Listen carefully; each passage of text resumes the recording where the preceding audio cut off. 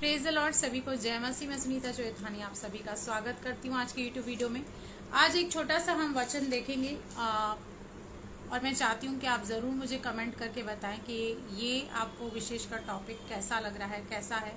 तो प्लीज़ मुझे ज़रूर बताइएगा। यहाँ पे हम जब दूसरे शमूएल 9 अध्याय में जाते हैं, शायद ही आपने पहले इस पे कभी प्रचार सुना होगा। तो यहाँ पर हम अबीबोशेत के बारे में पढ़ते हैं, जो योनातान का बेटा है और शाऊल के घराने में से एक अकेला इकलौता वारिस बचा हुआ है, लेकिन वो अपंग है, हैंडीकैप है।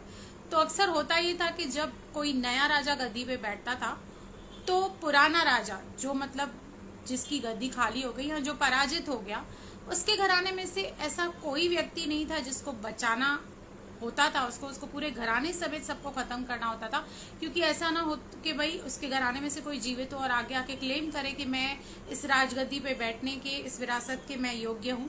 तो वो राजा क्या करता था, पहले वाले राजा का सब कुछ खत्म कर देता था, जो भी उसके बच्चे, जो भी उसकी फैमिली मेंबर्स थे, एक भी वो रखता नहीं था। तो यहाँ पर हम देखते हैं, क्योंकि दाऊद राजा ने, जो उसका फास्ट फ्रेंड था, जो प्रिय मित्र योनातान था, जो कि शाऊल का बेटा था, उससे ये वाचा बांधी थी कि जब वो अपने राज्य में आएगा तो वो उसके घराने की सुधि लेगा।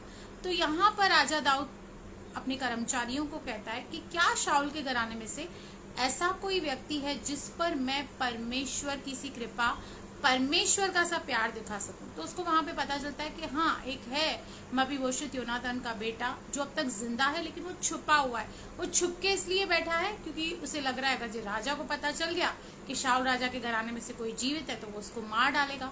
एक तो वो पहले ही बेचारा लाचार, गरीब, परेशान, वो एक राजकीय घराने से होने के बाद भी एक मिडिल क्लास जिंदगी जी रहा था।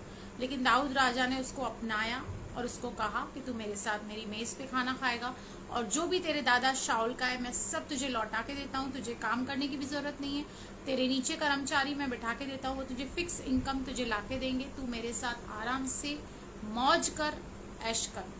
तो सोचिए, रंक से कैसे एक व्यक्ति राजा बन गया। एक अपंग व्यक्ति, एक लाचार और गरीब इंसान कैसे रंक में से राजा बन गया। वैसे ही आप और मैं भी अबीबोशेत की तरह हम लाचार थे, पाप की वजह से हम अपंग थे, हैंडीकैप थे, किसी भी अच्छी बात के योग्य, किसी अच्छी आशीष के हम योग्य नहीं थे। लेकिन प्रभु यीशु मसीह ने हमें ढूंढा, हमने उसको नहीं ढूंढा। यहाँ पर दाऊद ने उस अबीबोशेत को ढूंढा, हमें ढूंढा, हमें नाम लेकर बुलाया, हमें एक्सेप्ट किया, हमें ग्रहण किया, हमें पुत्र बनाया, और यह भी हमें सौभाग्य दिया कि हम उसकी मेज पर प्रभु भोज लेते हैं, उसके साथ उसकी देह को लेते हैं, उसके लहू को लेते हैं, उसकी उस नई वाचा को हम सिमरन करते हैं, उसकी उस कुर्बानी को सिमरन करते हैं। और जो भी हमने अपने पुराने लाइफ में खोया था वो सब हमें प्रभु ने लौटा के दिया, जिस तरह अबीबोशेत ने सोचा भी नहीं था। मैंने अपनी लाइफ के बारे में बताना चाहती हूँ कि मैंने बिल्कुल कभी ख्याल भी नहीं देखा था कि मैं इस रीति से प्रभु में आऊँगी, और इस रीति से प्रभु मुझे अलग अलग रीति से, अलग अलग जगहों पे, जूम पे, फेसबुक पे, बहुत सारी जगहों में, चर्चेस में इस्तेमाल करेगा और अपनी महिमा मुझ जैसे पापी के अंदर प्रकट करेगा। तो आप और मैं भी अबीबोशेत हैं, जिस पर अनमेरिटेड फेवर, अनमेरिटेड दया, अनमेरिटेड कृपा। मैंने आपको पूरा चैप्टर नहीं पढ़ाया, आप पढ़ सकते हैं अपने घर में। 2 शमूएल चैप्टर 9 में सब कुछ लिखा हुआ है, जो मैंने आपको बताया।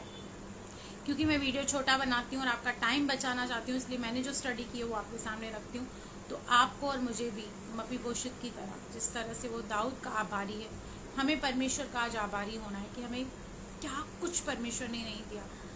हमें परमेश्वर वो चीज़ें देता है जो हमारे लिए अच्छी हैं, जो हम मांगते हैं वो नहीं, लेकिन वो चीज़ें जो हमारे लिए अच्छी हैं, उसकी ग्रेस में, उसके प्यार में, अनुग्रह में बने रखिए। बहुत बड़ी योजना है आपके लिए, बहुत बड़ा परमेश्वर का मकसद है। God bless you. प्रभु आपको बहुत आशीष करे। आमेन, आमेन।